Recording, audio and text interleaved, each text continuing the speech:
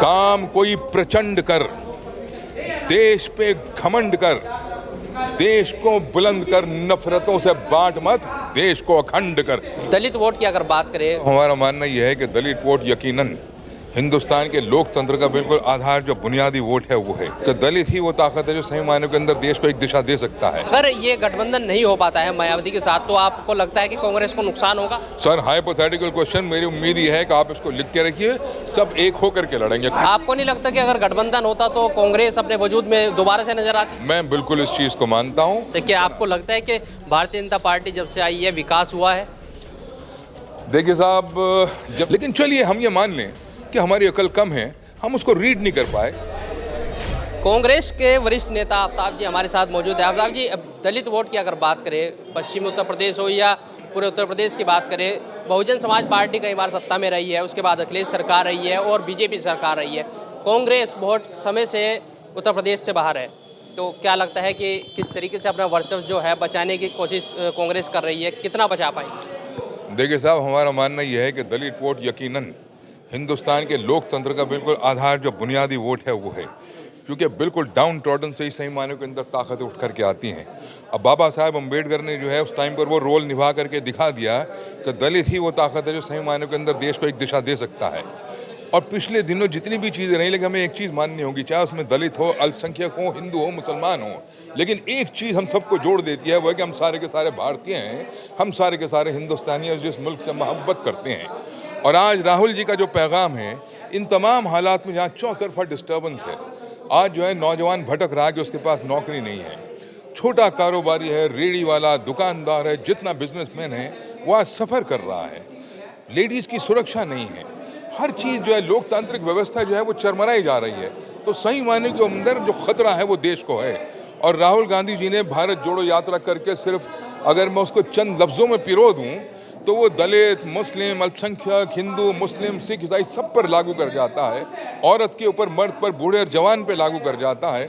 और राहुल गांधी जी का जो 4 लफ्ज़ों के अंदर संदेश है, जो इस भारत जोड़ो यात्रा का, राहुल गांधी जी सबसे कह रहे हैं, काम कोई प्रचंड कर, देश पे घमंड कर, देश को बुलंद कर, नफरतों से बांट मत, देश को अखंड कर। इसी मस्तिष्क से निकले हुए सब मिलके कर। अगर बात करें पश्चिम उत्तर प्रदेश के, यहाँ से चंद्रशेखर आते हैं, मायावती एक बार यहाँ से चुनाव लड़ चुकी है और वोट बढ़ रहा है, दलित वोट बढ़ रहा है। अगर ये गठबंधन नहीं हो पाता है मायावती के साथ, तो आपको लगता है कि कांग्रेस को नुकसान होगा? सर, हाइपोथेटिकल क्वेश्चन, मेरी उम्मीद ये है कि आप इसको लिख के रखिए, सब एक होकर के लड़ेंगे, कोई वोट नहीं बटने वाला, सब एक होकर। अगर बात की जाए, गठबंधन की बात की जा रही थी, लेकिन जैसे ही विधानसभा चुनाव शुरू हुए 5 राज्यों में, तो वहाँ पर गठबंधन देखने को नहीं मिला। आपको नहीं लगता कि अगर गठबंधन होता तो कांग्रेस अपने वजूद में दोबारा से नजर आती? मैं बिल्कुल इस चीज़ को मानता हूँ। हालांकि मेरे ख्याल से शायद थोड़ी सी अगर कहें तो स्ट्रैटेजिक मिस्टेक रही कि अगर ये इंडिया अलायंस सिर्फ लोकसभा के नहीं, अगर शायद उधर अप्लाई कर जाता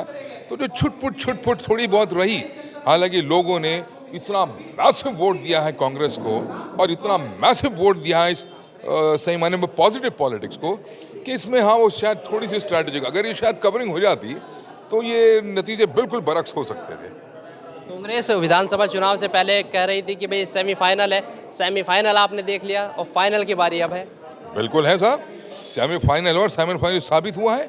42% वोट के बावजूद भी लोकतंत्र का जब से सिलेक्शन होने शुरू हुए, आप इतिहास उठा करके देखिएगा, 28, 27, 30, 32 और मैक्सिमम 33% पर पूर्ण बहुमत की सरकारें बन जाती हैं।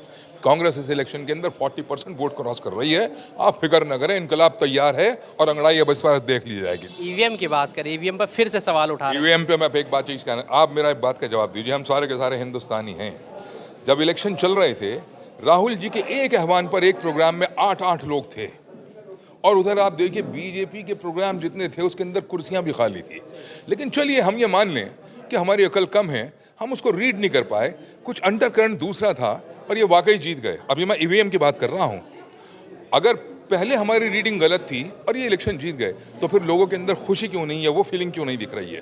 क्योंकि ये लोगों का करना नहीं है, ये कहीं ना कहीं ईवीएम ने किया है। बीजेपी आरोप लगाते हैं, इलेक्शन आना चाहिए। भारतीय जनता पार्टी कहती है कि भाई ईवीएम तो हम नहीं लेके आए थे ना, कांग्रेस लेके आई थी, आज उन्हीं को विश्वास नहीं है ईवीएम पे। देखिए ये बात अलग है, मैं लेके आऊँ, आप लेके आऊँ, आप भी इंसान। आपको लगता है कि जो उसका इस्तेमाल है वो गलत हो रहा है? बाबा साहेब संविधान लेकर के आए, लेकिन उसके इम्प्लीमेंटेशन की जिम्मेदारी नेक नीति पर है। अगर मेरी नीयत खराब हो जाए तो संविधान भी फेल हो रहा है। आपको लगता है कि ईवीएम से चुनाव नहीं होना चाहिए? ईवीएम से चुनाव नहीं होना चाहिए, बल्कि मेरा मानना यह है कि फेयर चुनाव, हम लोग फेयर क्यों नहीं हो रहे? फेयर चुनाव होना चाहिए। और देखिए, मेरी बात को आप मानेंगे, अगर इलेक्शन से पहले तमाम माहौल ये था कि हर जगह कांग्रेस आ रही है, चलिए साहब हम चूक कर गए इसको, इलेक्शन के बाद फिर खुशी क्यों नहीं दिख रही? इसका मतलब कहीं ना कहीं कमी है, झूम झाम दिखनी चाहिए थी ना, बस ये समझिए। यात्रा में आपको कितना लगता है कि कितना आप यूपी को जोड़ पाएंगे? यात्रा के अंदर देखिए, मैं आपको बताता हूँ, कांग्रेस इंडिया गठबंधन अपने आप में बहुत कामयाब है, क्योंकि जैसे मैंने आपसे कहा अभी कि नफरतों से बांट मत देश को अखंड कर, पॉलिटिक्स बड़े नेगेटिव पहलू पर चली गई थी। और पॉलिटिक्स में आप जीतें या मैं जीतूं, मैं ये कहूँगा कि साहब मैं जो हूँ 10 किलोमीटर सड़क बनाऊं, और आप ये कहें कि नहीं साहब मैं 12 किलोमीटर सड़क बनाऊंगा, तो अगर आप मुझे हरा लें तो पब्लिक तब भी जीत गई। उसको या तो 10 किलोमीटर मिलेगी या 12 किलोमीटर मिलेगी।